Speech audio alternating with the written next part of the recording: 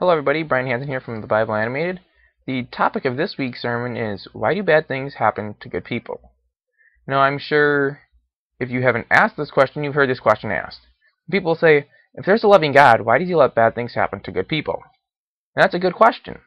And, as all good questions, it deserves a good answer. And so this week, in this mini-sermon here, which might get a little long, and sorry in advance if it does, I'm going to try and answer that question. Biblically, of course.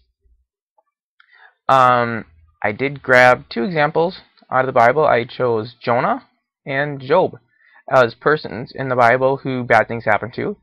And now Jonah, we can kind of go on a tangent to that, and I'm sort of going to. He wasn't really an innocent person, because God told him to do something and he didn't. But I'll get to that when I come to that. First, though, let's take a look at Job. Job, we know, or maybe we don't know, he was a godly man, and his suffering wasn't because of his sin, but rather because God let Satan test Job. I've selected a short passage here out of the book of Job that I'm going to read. I would highly encourage you to read the entire first chapter of Job to get the full story of where this is coming from. But what I'm going to be reading here is Job 1:8-12. And in it we read, And the Lord said unto Satan, Hast thou considered my servant Job? There is none like him in the earth, a perfect and an upright man, one that feareth God and escheweth evil. Then Satan answered the Lord, and said, Doth Job fear? And sorry, I just messed up something here on my computer. Let me, give me a second. Okay, sorry about that. Here we go. Then, verse 9. Then Satan answered the Lord, and said, Doth Job fear God for naught? Hast thou not made a hedge about him, and about his house, and about all that he hath on every side? Thou hast blessed the works of his hand, and his substance is increased in the land. But put forth now thine hand, and touch all that he hath, and he will curse thee to thy face. And the Lord said unto Satan, Behold, all that he hath is in thy power, only upon himself put not forth thine hand. So Satan went forth from the presence of the Lord. So we see that Job, in his suffering, which was quite severe, first he lost all his cattle, then his oxen, then his camels, his sheep all got lost. All the servants were killed, save the one that escaped from each certain incident. And then, in the final accumulation, his kids all died too. They were partying at one of their houses, and windstorm came and blew the house down. All of them died, save one servant. So all of his possessions are gone. All that's really left is his wife and him. And we read that Job didn't curse God. And then Satan came back up to heaven later on and was talking with God again. And he said, well, let me touch Job, and he'll curse you to your face. So God gives Satan the go-ahead, and he gives Job boils. And still, Job refused to curse God. Then he had three friends who came along. Some friends, they turned to be. They were trying to convince Job he was suffering because of some hidden sin, which Job didn't have. In the end, however, it did all work out well. Not only did Job live to see his sons' after all this had happened, actually, back in those days, people lived much longer than they do now. So he actually had all those sons and daughters over that he had originally, and then all of his livestock and cattle and everything, those were actually, he got those all back doublefold. So whatever the amount of cattle he had first, which the Bible does say, I just don't know off the top of my head, he had double of those in the end when it was all said and done. So you see that Job didn't suffer because of sin, but rather because God allowed Satan to tempt him, and really it was just to show Satan that, well, Satan wanted to try and, he was tempting God actually. He wanted to get God to mess up. So he figured, well, I know I can't make God make a mistake, but maybe I can get this man to curse God, and after God said that Job won't curse me, maybe I can prove God wrong. Which Satan couldn't, because God knew everything, and God knew that Job wouldn't turn his back on God. But Satan doesn't know everything, so he was thinking, well, maybe I can get Job to turn his back on God. But we see that didn't work. And so we see that the suffering is not necessarily your fault. Not necessarily God choosing to let you suffer. Well, he is choosing to let you suffer, because he's in control. If he really wanted, he could stop the suffering. But it's not, he is sending the suffering upon you. In this example, we see that Satan was doing it. And then the next example in the Bible is Jonah. Jonah is actually a short book. only 4 chapters. I am not going to bore you by reading all 4 chapters here. That would take me a while. I do encourage you that you read the entire book of Jonah. But Jonah, probably many of us know the story, God told him to go to Nineveh and preach to the Ninevites, who were not Christians. They did not believe in God. They had their own false religions and everything. And Jonah decided that I'm not going to. Flat out, he refused to do what God told him to do. So he boarded a ship to Tarshish, and on the way, a storm came up.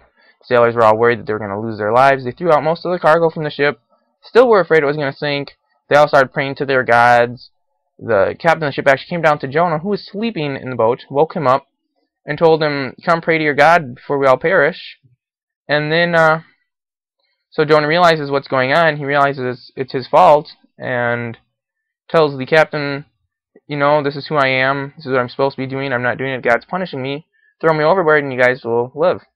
And the sailors didn't want to do that. They didn't want him to die. So they actually drew lots, and the lots fell on Jonah. So they ended up throwing him over. And as soon as Jonah was overboard and in the water, the storm stopped. And then the sailors actually tried to rescue Jonah. But before they could, a huge fish came and swallowed him whole. And then he spent the next 3 days and nights in that fish.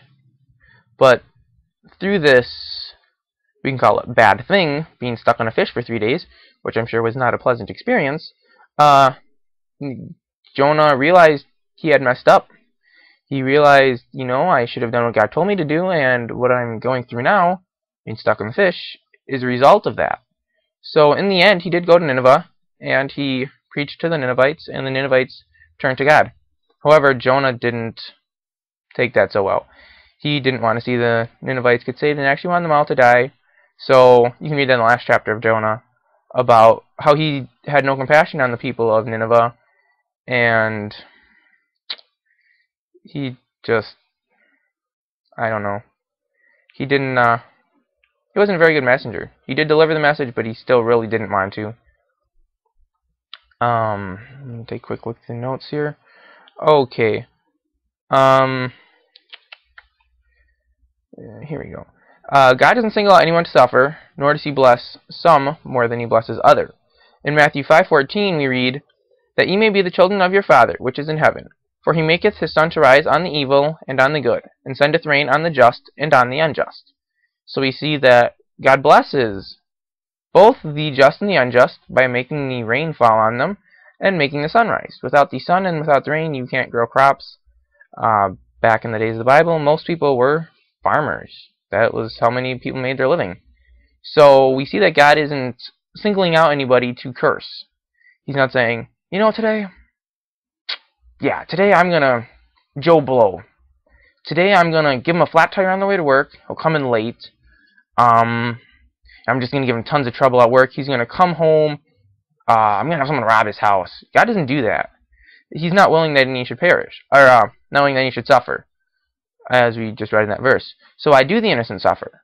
Is the question I'm sure we're asking, because I really haven't answered that. I've just given examples from in the Bible of where the semi-innocent, in the case of Jonah, not innocent, in the case of Job, innocent, why they suffered. Well, it all started back in Genesis chapter 3, when Adam and Eve sinned. Sin can't go unpunished, and their sin didn't. Just reading a few verses here, Genesis 3:16 through 19.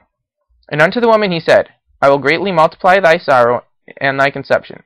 In sorrow thou shalt bring forth children, and thy desire shall be to thy husband, and he shall rule over thee. And unto Adam he said, Because thou hast hearkened unto the voice of thy wife, and hast eaten of the tree of which I commanded thee, saying, Thou shalt not eat of it, cursed is the ground for thy sake. In sorrow shalt thou eat of it all the days of thy life. Thorns also and thistles shall it bring forth to thee. And thou shalt eat the herb of the field, and in the sweat of thy face shalt thou eat bread, till thou return unto the ground. For out of it thou wast taken, for dust thou art, and unto dust thou shalt return." So we see that in the beginning, before chapter 3 in the Bible, there was no sin in the world.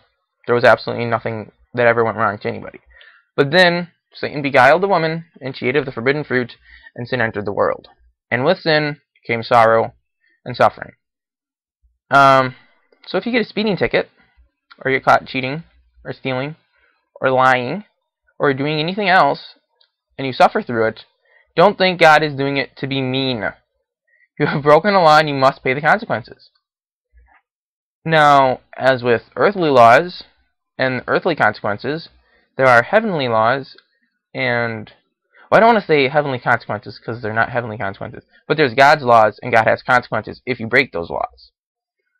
His laws, normally called the Ten Commandments, though those were Old Testament laws, and we no longer live under the law but under grace.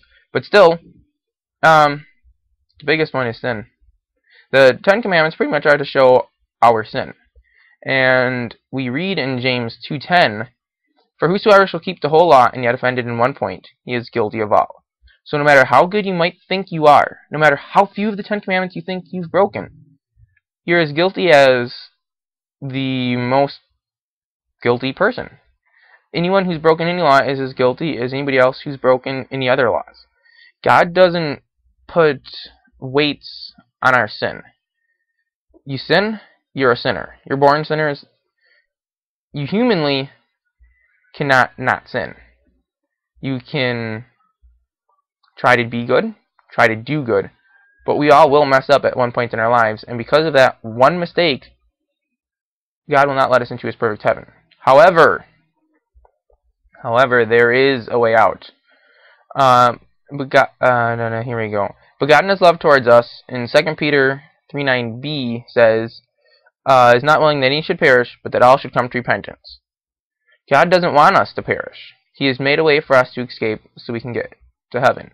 Now how can we be saved? Ephesians 2:8 says, "For by grace are ye saved through faith, and that not of yourselves, it is the gift of God, not of works, lest any should boast." Not going to church, not doing good works, but by grace through faith. God has made it extremely simple for us to get to heaven. Simply believe on Him, and ye shall have eternal life. As John 3:16 says, "For God so loved the world, that He gave His only begotten Son, that whosoever believeth in Him should not perish, but have everlasting life." Now, you have two options for your everlasting life: heaven or hell. Now, when God says, "You shall not perish," obviously going to hell is perishing. Going to heaven is not perishing. You'll have everlasting life either way. Either you can spend eternity in heaven or in hell. You don't want to go to hell. Trust in the Lord today. In closing, I got this last verse, Jeremiah 29:11. "For I know the plans I have for you, declares the Lord, plans to prosper you and not to harm you, plans to give you hope and a future." God doesn't want bad things to happen to us. That wasn't His original will. But because we messed up, we live in a sin-filled world, and bad things do happen to quote-unquote good people. But through the bad, God still rules and is still in control.